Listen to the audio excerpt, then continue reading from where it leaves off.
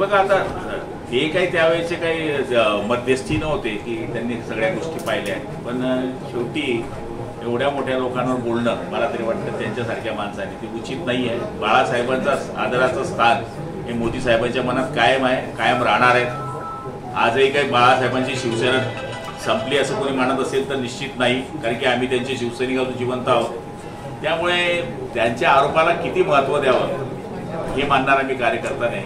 पवार साहेबांच्या बाबतीमधलं मला विषय माहिती. पक्ष फुटल्यापेक्षा ती लोफर माणसाच्या हातात गेली शिवसेना याचं दुःख आहे असं ते म्हणतायत. आता ते महालोफर आहेत, आम्हाला काय लोफर म्हणतायत. जेव्हा बाळासाहेब ठाकरेंनी मदत केली अमित शहा आणि तेच त्या कुटुंबाची निर्भूलपणे वागले असं म्हणताय.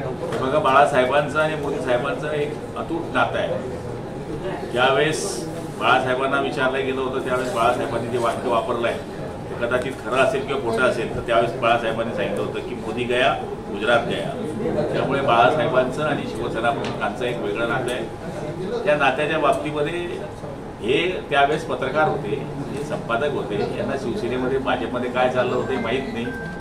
हे आता आड्याचं बसणं डंगचं बोलणं आता भाऊच राहिला आहे तिथे शिवसेना, त्यामुळे तो बोलते. प्रश्न शेतकऱ्यांचा नाही, फक्त पीक मग बंद केला शेतकऱ्यांचा. 1 रुपये पीक मग काढत होते ते बंद